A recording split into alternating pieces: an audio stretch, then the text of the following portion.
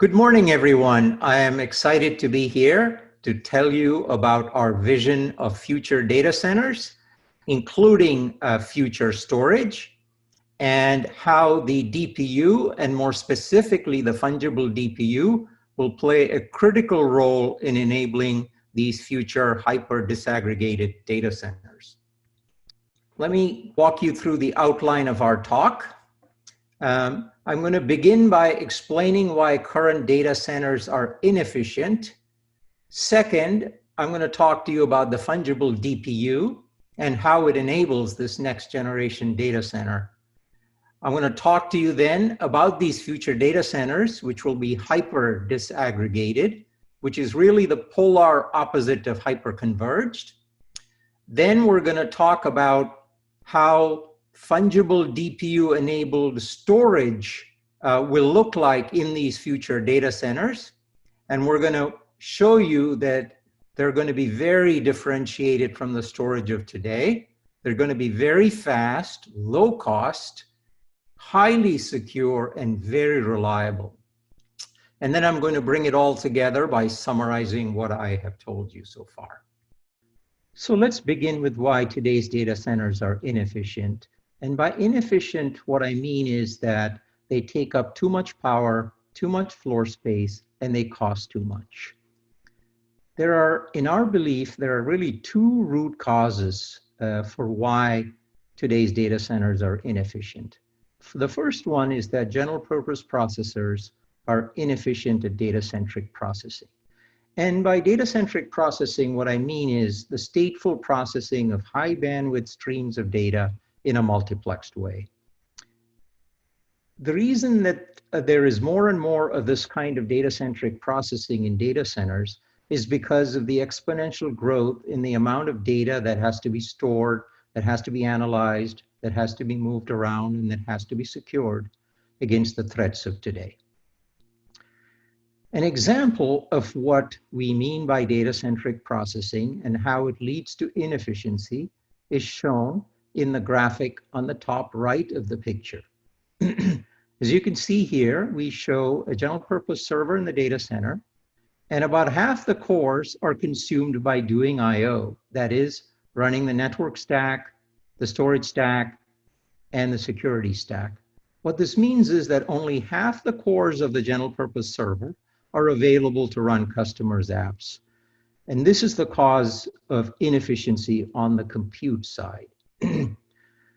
Let's look at the second root cause. The second root cause is that data center networks are inadequate at scale. When we say scale, we mean scaling to thousands of racks in a data center. When we say inadequate, we mean that the latency and performance is too large, or that the congestion management is inadequate. Now, what kind of problem does that cause? We'll give an example that is storage related in the bottom left of the chart. In the bottom left of the chart, you see a server 3 running a workload, and that workload needs more storage. Now, as it turns out, there is available storage in the data center. It just happens to be on some other servers, and the available storage is shown in green on this chart. Now, the problem is that workload 3 cannot really use the green storage in server 1 or server 2 because it's simply too slow, because of the slow network. As a result, what typically happens is that a data center operator will add more storage to server 3 in order for workload 3 to run at good speed. So this is yet another example of inefficiency in the data center, this time on the storage side. So we've shown you two types of inefficiencies, one on the compute side, one on the storage side.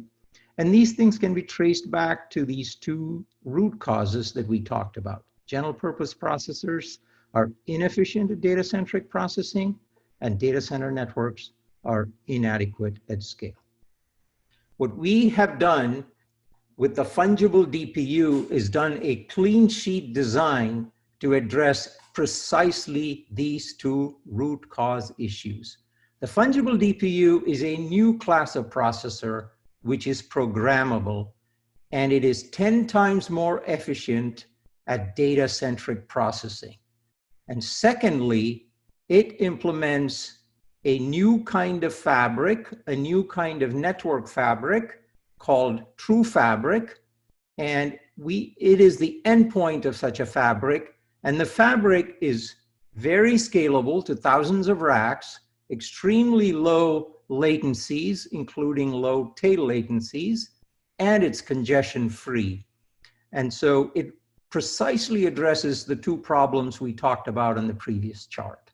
So as a result, we believe that the fungible DPU will become the third socket in data centers of the future.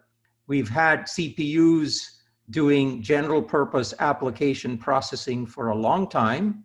Then the GPU came along, and after about 5 or 10 years, it became generally accepted as the second socket in data centers, doing very well at vector floating point operations and AI machine learning workloads. It took some time for it to be accepted because it was not initially programmable, and it required it to become programmable before it became accepted as the second socket. The fungible DPU is programmable from day one. We wanted to quickly become the third socket, and we believe it will become the third socket in data centers of the future. Just like the CPU is good at what it does, and the GPU is good at what it does, the fungible DPU is good at data-centric processing. It does not try to do the job of the GPU. It does not try to do the job of the CPU. It is good at precisely what it does. It's extremely good, 10 times better than anything else. And it is a kind of processing that there's going to be more and more of in data centers of the future. In order to make the fungible DPU easy to insert into existing data centers, all of the external interfaces of the fungible DPU are standard, such as PCIe, Ethernet, and DDR4 to attach to memory. Furthermore, it's programmable in C. And finally, very, very importantly, the fungible DPU, as you will see in a minute, has a combination of multi-threaded cores and multi-threaded hardware accelerators, very carefully chosen hardware accelerators to do things like crypto, compression, erasure coding. And it's the tight integration of the cores and the hardware accelerators, the ability to seamlessly weave together software and hardware that makes it very, very powerful for data plane processing. We'll talk a little bit more about this, but it's our belief that the fungible DPU is going to have an important role in data centers of the future. Let me talk a little bit more about the fungible true fabric, because this is another amazing innovation. If you look at the top right of this chart, we list the set of features that we believe are important for a data center network. And these are precisely the properties that the fungible true fabric meets. First, it needs to be very scalable, up to 4,000 racks. It has to have full cross-sectional bandwidth. It must have low latency, but also low jitter, which means low tail latency. It must be fair, which means when many nodes talk to one node, no one node should be able to dominate. It must have end-to-end congestion, and there should be no packet drops even when the offered load on the network is as high as 90%. It is fault tolerant, and it has built-in detection and recovery for various faults, whether it's in the top of rack switches or in other pads in the network. And it is able to detect and recover 5 orders of magnitude faster than today's data center networks. There's end-to-end security because everything is encrypted in the true fabric. And it's based on open standards such as IP over Ethernet. Now, there have been many, many network attempts and fabric attempts in the past. And they have satisfied some subset of these features. You know, when they give you low latency, they might not be scalable. Or when they give you fairness, they might really not avoid congestion. So it's been very difficult to find a true fabric that satisfies all these properties. And we're excited that the fungible true fabric, in fact, does satisfy all these properties. A few of the graphics I'm going to describe for you. On the left, you see a picture of the tight latency distribution in gray that a fungible powered true fabric can give for you. You can see, for example, that the 99th latency in this picture is about 1.25, that of the mean or average latency. Compare that to the blue curve, which shows a very fat tail distribution for traditional data center networks. And this is an important differentiation between us and traditional data center fabrics. Another differentiation is shown in the graphic at the bottom of the chart. Traditional data center networks are complex. They're multi-tier, 3, 4, often 5 tiers. Contrast that to a true fabric data center. And what you will see is that it is much flatter. For example, 2 tiers is sufficient for very, very large data centers with thousands of racks. Therefore, it's faster, it's more efficient, there are fewer parts, which makes it more reliable. And these are all important factors that truly make the true fabric a key innovation. And these are results, performance results that I'd like to share with you today. In this particular example, we have 1,024 nodes that are talking to each other using the true fabric. In this particular case, there are 64 racks of processors, 64 TORs on each rack, and 32 spine switches that enables all of these 16 processors per rack to talk to each other. So we have 3 different types of traffic patterns that we want to share with you here. The leftmost one is where each node talks to a specific other node. The middle one is where a node talks to a random other node. And the third one, to showcase fairness and incast, we have 1,023 of the nodes all talking to the 124th node. Now notice that if you look at the latency mean row here, the numbers are all very small, in the order of 2 microseconds. Notice also that the 99th percentile latency never gets higher than 3.3 microseconds in any of these workloads. And if you were to compare the mean latency to the 99th percentile latency, that is always 1.5 or less. So it is a very, very tight distribution.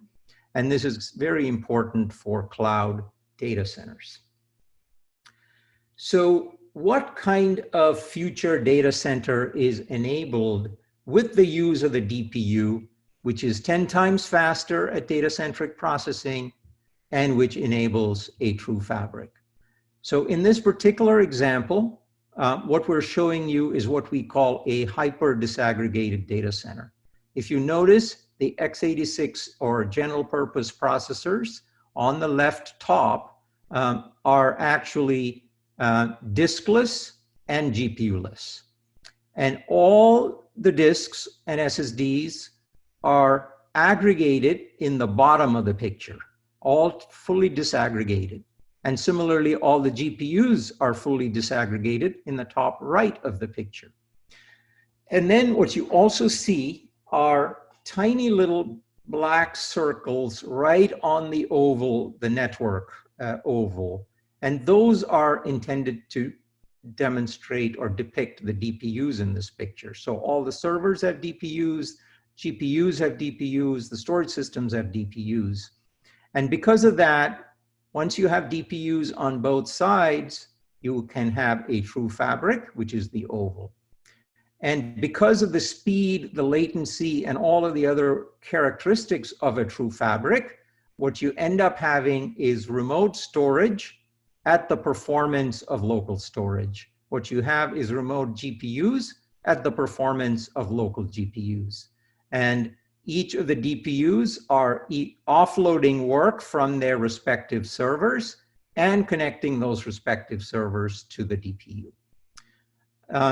The nice thing about our DPU design is that you don't have to have DPUs in every server.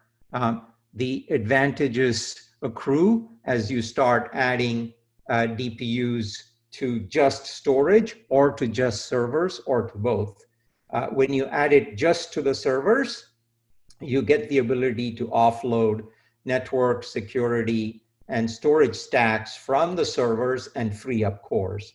When you add DPUs to storage, you get the ability to have very fast erasure coding, compression, encryption, and deduplication. When you add it to both of those servers, then you also get the additional benefits of a true fabric. So you can begin by either making servers better or storage better. And once you make both servers and storage better, you also make the network better. And the benefits of doing all the above, we believe will get you better than 2x and close to 3x better TCO, better footprint, and better power in the data center. Furthermore, the data center is much simpler because there are fewer server types. When the servers don't have disks and GPUs, and those disks and GPUs are coming from the network, you don't have to have as many types of servers with different combinations of disks and GPUs. And finally, this hyper-disaggregated data center is more secure because of pervasive encryption that is just built into the DPU and built into the true fabric. So this is our vision of the next generation data center. It's hyper-disaggregated. All the resources are in one place, and there's no longer any need to over-provision storage or over-provision GPUs because of the fact that remote performance is not equal to local performance. We make remote performance equal to local performance. Next, I'm going to dive a little bit deeper into the fungible DPU so you have a little bit more idea of what it looks like. This is a picture of our F1 DPU. We actually have two different DPU chips, one called the F1 and one called the S1. I am only going to talk about the F1 in this talk because F1 is the one that is targeted for storage applications. And since this is a storage conference, I wanted to talk about that. The chip itself uses standard cores and threads. As you can see, it connects to standard external interfaces like 100 gigabit Ethernet, like PCIe, like DDR4 memory. So everything is standard externally wise. We have cleanly separated data plane processing from control plane processing. So all the data plane processing happens in what we call data clusters, and all the control plane processing happens in what we call control clusters. So as you can see on the chip, there are 8 data clusters. Each has 24 threads, so there's a total of 192 threads, and these are fully cache coherent. And then very importantly, we tightly integrate accelerators that are also inside those clusters. And this integration, as we have mentioned before, is very critical to achieving very high data plane processing. The control cluster runs Linux, and there's 8 processor threads and a secure complex inside it. The work scheduler is very important because work runs from threads in the processor threads to threads of the accelerator and back.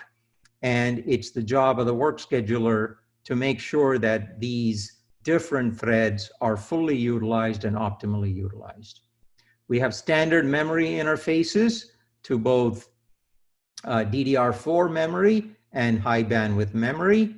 We have a network unit that connects up to 800 gig links and also implements the true fabric. It's also programmable using a P4 style language. And then the host units connect to PCIe. They can connect either as endpoints or as root complex. They're endpoints when they talk to general purpose servers, and then they are root complex when they talk to SSDs or other GPUs. Finally, there is a high performance on-chip network, which has very low latency and connects really any unit to any other unit on the chip. Now let's talk about the data cluster. As I mentioned before, the data cluster is what runs our data plane code.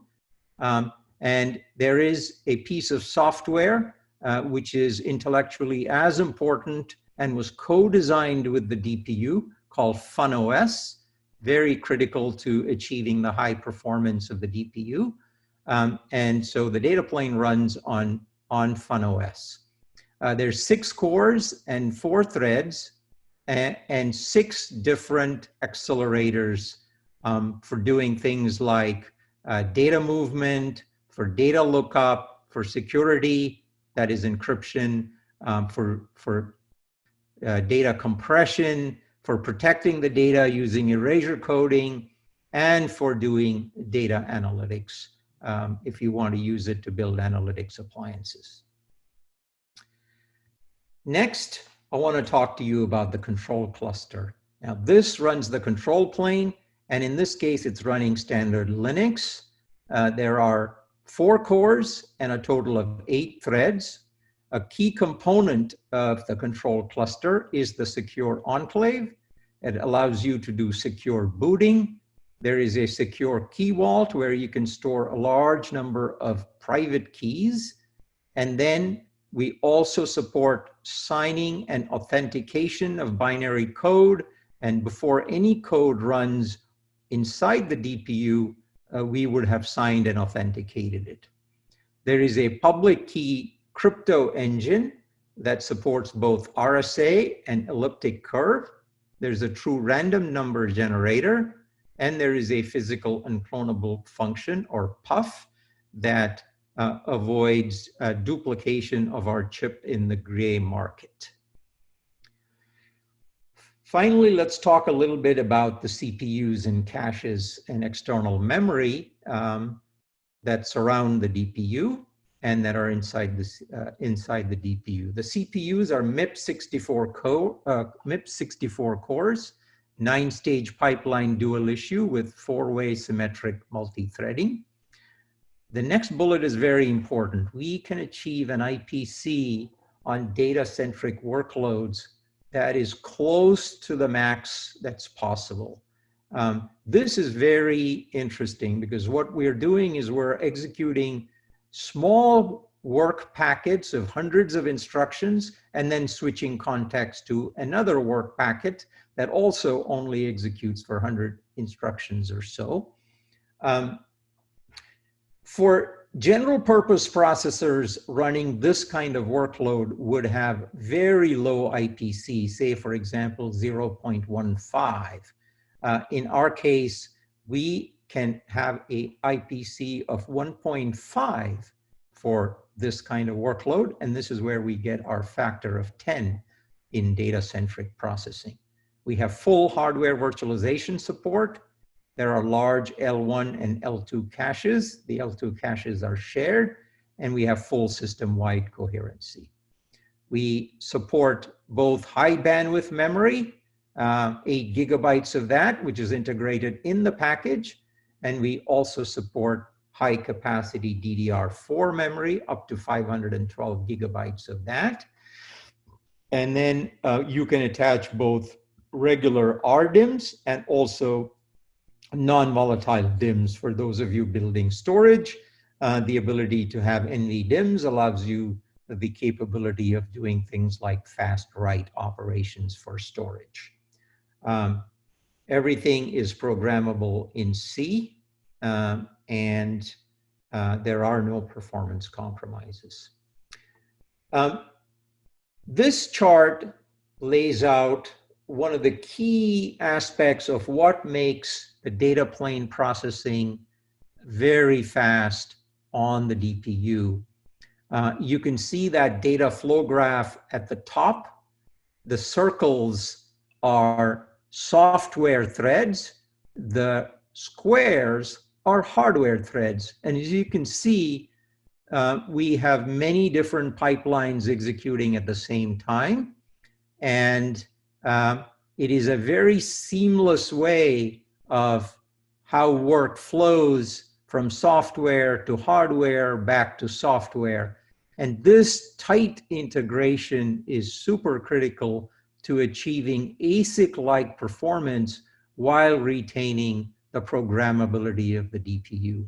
And we believe this programmability is fundamental to making us as fast as ASICs and what will allow us to be the third socket in the data center. Because trying to combine programmability with performance is very hard to do. And I think over the years, Fungible has been able to achieve it, and we're very proud of it. You can see in the picture, we show the MIPS hardware threads at the top. We show the accelerator threads at the bottom. There is a call continue fabric of very high performance that lets us execute the data flow graph that we showed you at the top of the picture. Finally, we're going to talk about the software that goes with the DPU. I have alluded to this before. There is the data plane runs a piece of software we call FunOS, and implemented in the FunOS, as you can see on the right of the picture, running inside the DPU are 5 stacks, all built using that data flow graph that we showed you in the previous picture. We have a network stack, we have a storage stack, we have a virtualization stack, a security stack, and an analytics stack. And using these things, we can build storage targets, we can build security appliances, we can build analytics appliances, and all of these are possible. Also shown running on the DPU is the control plane. As you can see, it's running Linux, and then it has agents. And these agents then communicate with our cluster services software that is shown at the top. The cluster services software actually manages multiple DPUs in a data center, whether these are DPUs inside the storage system or whether they are DPUs on the server side or DPUs in a GPU server. All of those are managed by our cluster services. It has a northbound API, and cloud orchestration systems can use this northbound API to talk to cluster services and make things happen in a DPU-based system.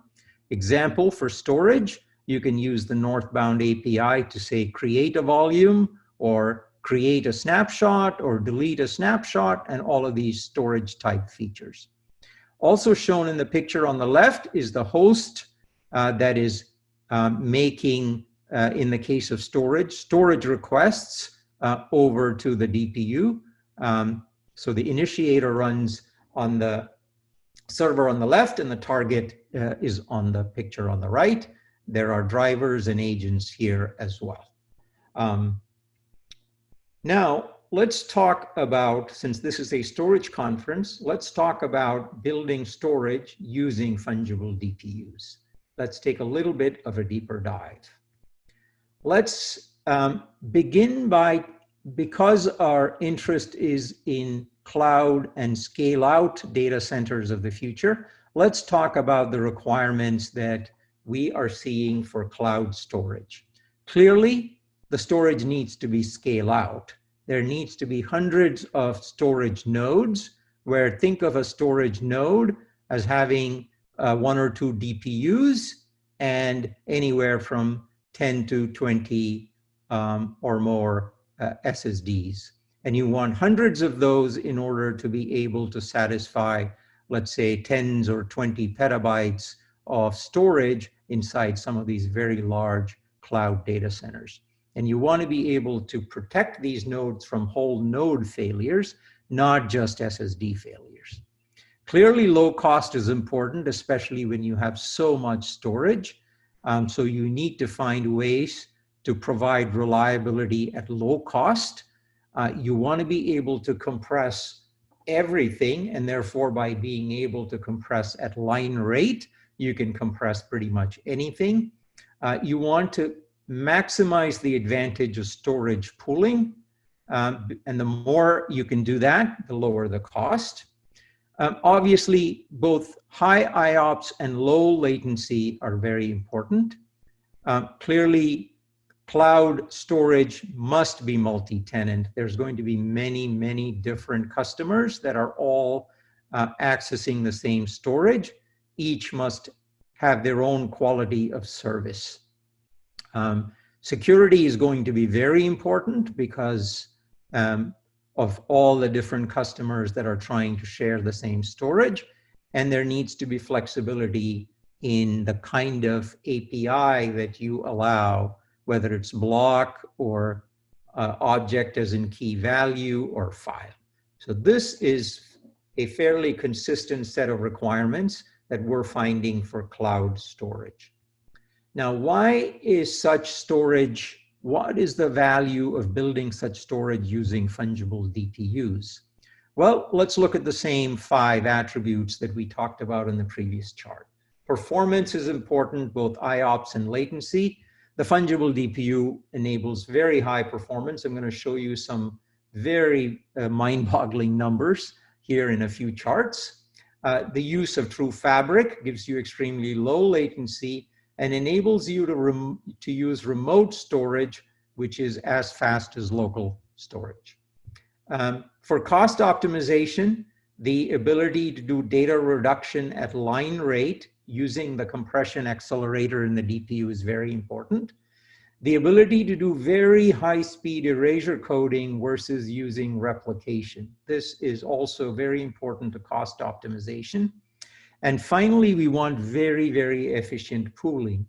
And while there has been disaggregated storage in the past, it's typically fairly limited to a rack or a few racks.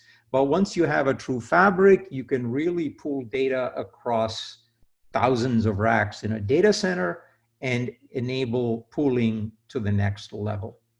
Security is typically limited by the CPU today, but with a fungible DPU solution, with being able to do encryption at line rate at hundreds of gigabits per second, this becomes very important.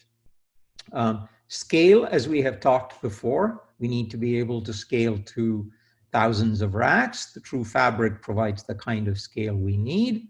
And then multi-tenancy is also very key in cloud data centers, and built into the DPU and the FunOS, at its very core is the ability to do, on a volume by volume basis, the ability to do quality of service, the ability to decide whether you want compression or not on that volume, the ability to decide whether you want encryption or not, and then give a different key to every volume so that everybody is kept away from everybody else. So for all of these reasons, we believe a fungible DPU-based solution is going to significantly outperform and significantly have better TCO than those built with other processors.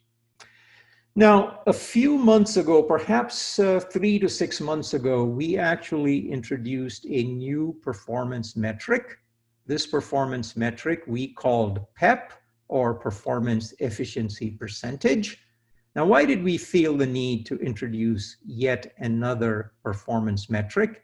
In the storage world, we're used to IOPS, IOs per second. We're used to latencies.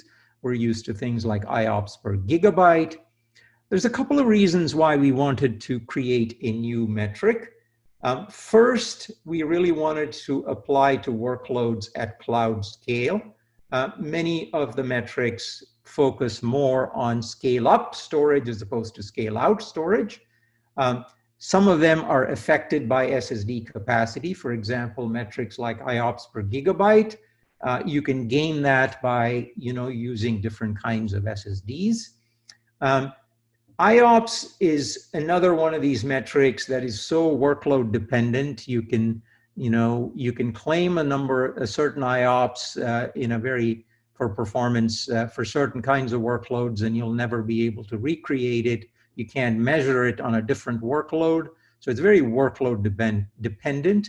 So we were looking for a metric that was very intuitive, easy to measure, applies to all workloads, and particularly workloads at cloud scale, and didn't want to be affected by SSD capacity. And we came up with a new metric we call PEP.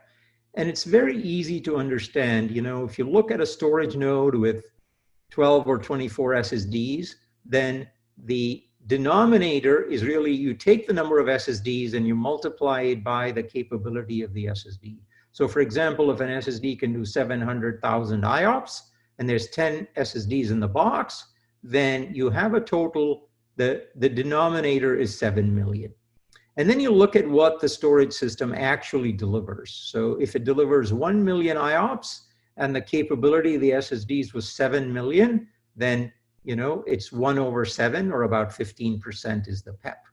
And obviously the thing you want to do is get as close to 100% as possible. And so we feel this is a new metric which should take its place amongst the other storage metrics in the world. And we hope more of you will look at this metric and start to use it. Now with that, let me talk a little bit about what we are seeing for block storage performance using fungible DPUs. I don't have the time to get into key value and other types of interfaces, but I'm going to share with you some of our block storage performance numbers. Now keep in mind that these are per DPU numbers. As those of you here that are very familiar with storage know, typically you build storage nodes with 2 of these processors so that there is no single point of failure in a storage node. And so these numbers should be multiplied by a factor of 2. Now I show here 3 results, one for ephemeral storage. I'm trying to match the kinds of things that cloud storage providers look for. They have both ephemeral storage and they have permanent storage. So there are numbers for ephemeral storage. As you can see, we can do 8 million IOPS, or a box with 2 of these will give you 16 million IOPS. There's RAID protected or EC protected storage. And then there is network protected storage where an entire node can fail and we can keep running even if all the 24 SSDs in that node are no longer available. You can see our numbers are very, very high, very, very impressive. I've been in the storage business for 20+ years and I've built many storage systems.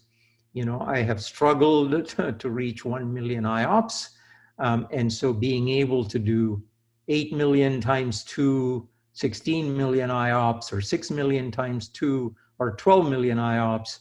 I mean, these numbers are quite astounding. Now, these numbers are assuming 12 SSDs, and each SSD is capable of 700,000 IOPS. So if you take 12 times 700,000, you get about 8.4 million IOPS. So going back to the PEP metric of the previous chart, when I say that we can do 8 million IOPS and the underlying capacity of the SSDs is 8.4 million, you can see that our PEP is very, very close to 100%. Essentially, all of the work that we're providing in building the storage target is simply not getting in the way of the underlying capability of the SSDs, and we're getting a PEP of 95%. And even more importantly, we can get that performance even when compression and encryption are turned on. And that's quite amazing to be able to get these kind of performance numbers while the data is both compressed and encrypted at line rate. And finally, I had mentioned to you before that you don't have to use DPUs in every server. You could use it only on the storage side. This assumption here and these performance numbers assume that I'm only using a DPU on the storage target, that the storage initiator has no DPU. Therefore, I cannot leverage the value proposition of true fabric in these numbers. And in fact, these numbers are using standard TCP. Obviously, performance will be much higher if I were to use the true fabric. So now let me go on to talk a little bit about the compression capability inside the DPU. I thought this chart was worth sharing because there are a lot of storage systems that will claim compression, and it's important to realize there is compression and there is compression. So in this particular chart, on the x-axis is compression ratio, how much you're able to compress the data. On the y-axis is throughput, how fast you are able to do it. We show the blue oval is Google's Brotli algorithm, widely considered to be the best in terms of compressibility. I mean, it's to the most to the right on the x-axis, as you can see. And then we have at the very top, the Fungible DPU's LZMA algorithm. As you can see, it is 100 times faster than Google's Brotli.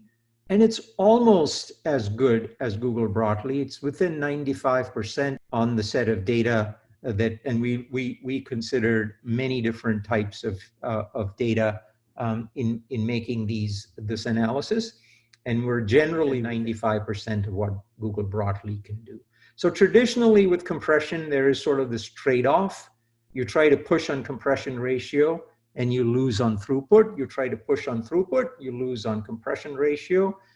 In the case of Fungible, we've had to make very few compromises, and we're able to give you very, very high performance, 100 times faster than the best, while having compressibility that is almost as good as the best. Earlier, when I had shown you the performance numbers for Fungible DPU-enabled storage, I had assumed that the DPU was only used on the storage target side. DPUs were not used on the compute server side. In this chart, I want to take you through the additional benefits that can accrue for storage by using DPUs on the compute server side as well. As you can see in this picture on the right, the DPU is the blue circle, and I show blue circles on both the compute server side, and I show it on the storage target side. The first advantage of using DPUs on both sides is you get improved performance. And there's really two reasons for the improved performance. First, I'm taking data-centric processing that was done inefficiently by the general purpose processor, and I'm moving it to become much more efficient by running it in the DPU. Secondly, when I have the DPU on both sides, I get to use a true fabric, and therefore I get the improved tail latency of the true fabric. The second advantage of having DPUs on both sides is that I can now enable diskless servers, which means that a cloud operator needs to have much fewer types of servers because the servers themselves are diskless. The two DPUs now enable the compute server to actually boot over the network using disks that are on the storage target. This also means that the cloud operator can now offer bare metal services using diskless compute servers, a very powerful advantage. The third advantage is that I get end-to-end compression because I can compress directly using the DPU on the compute server side and save network bandwidth in the process. Fourthly, I get end-to-end encryption. With True Fabric, everything is encrypted on the wires as well, and this is a much more secure offering than if the encryption only occurred on the storage target side. Finally, the compute servers, which have local storage, and the storage target, which has storage. All of the storage from the compute servers and the storage targets can be pooled together into one big pool of storage, which is available to any server in the data center. So this is a powerful advantage that we have not seen with any other solution in the market today. Now, let me go back and emphasize why I believe that fungible DPU storage is going to be very low cost. We have already talked about the superior compression that's available in fungible-based storage. Secondly, because of the erasure coding capability, the high-speed erasure coded capability that is built into the DPU, we can have much lower overhead durability. For example, we can do 12+3 erasure coding, which is only 25% overhead versus, let's say, three-way replication that someone else might use if they want the highest performance, because traditionally erasure coding does not give you very good performance. We can do encryption at line rate. There is no need to use self-encrypting drives. Those of you, all of you that are storage savvy here know that self-encrypting drives are more expensive. We don't have to pay for that extra cost. And finally, when we have very high performance, like I talked about, 15 million, 16 million IOPS from a single node, that node is capable of satisfying a very large number of customers in that very small footprint. And so that also further drives cost down for those that are using fungible DPU-based storage. Fungible DPU-based storage is also very secure. We have talked about the fact that it can do encryption at line rate. And if you have a DPU on both sides, then you can encrypt on the wire and you can encrypt at rest. We talked about the secure enclave. This can store per tenant keys. Every customer can get their own key, and all of these keys can be stored in the secure enclave inside the DPU. And then finally, only signed code can execute in the DPU because of our secure boot protocol. So for all of these reasons, you can have a very multi-tenant environment while maintaining very high security for your cloud data center with fungible DPU-enabled storage. Lastly, we talked briefly about the ability to enable diskless servers. I want to dive a little bit deeper into that in this picture. So in the picture on the left, the blue circles are servers. These servers have blue drives, the boot drives. They have green drives, that is local storage. And then they have disaggregated storage using, block protocols of some form or the other. And those are the gray drives. So you have boot storage, you have local storage, and you have permanent remote storage. In the picture on the right, assuming there are DPUs on the server and DPUs are used to build the storage box as well, you can now have all of your storage be remote. The boot storage is remote, the local storage is remote, and of course the permanent remote storage remains remote. And because of the performance of things like True Fabric, nobody notices the difference in performance between the remote local storage and the local storage. And now you can use servers without local disks, and therefore as a cloud provider, you get to have fewer server types. You don't need to have every possible combination of local storage that different workloads of your customers might need, servers with 5 terabyte local SSD, servers with 20 terabytes of local SSD, and so forth. You don't need all those different variants. And you're able to create these servers in minutes versus manually having somebody populate a server with 10 terabyte SSDs before turning it over to your customer, because all of this can be done by simply getting over the network and provisioning the right amount of storage that you need.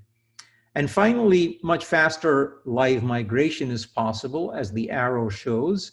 because I don't have any local disk, and so once I move the workload, my storage is available to me over the network. I don't actually have to move the data with it, and therefore live migration is much faster.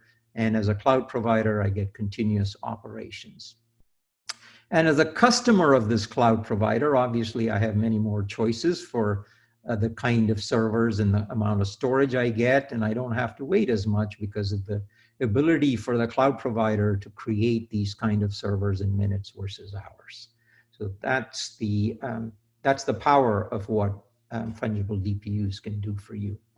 So let me summarize. I hope I have convinced you that the fungible DPU and the true fabric, that these are fundamental new building blocks. And they are going to really differentiate and create the hyper-disaggregated data center of the future. I have listed here 2 excellent white papers that are on our website.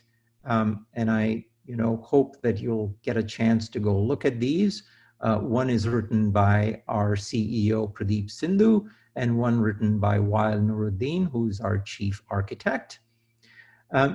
I think I have convinced you, hopefully, that the fungible DPU enables this hyper-disaggregated data center. This is the future. We will have greater than 2x, close to 3x reduction in TCO. These data centers will be simpler, they will be more reliable, they will be highly secure. And finally, I hope I've shown you that fungible DPU can be used to build highly differentiated scale-out storage. We've shown you great performance, factors of 5, 6, 7 faster than anything you have probably seen, highly cost efficient, very reliable, low cost reliability using erasure coding, and highly secure. And while we spent time talking about block protocols, rest assured that the DPU can also be used to build KV stores or file stores. So with that, I want to thank you very much for listening, and I look forward to your questions on the Slack channel.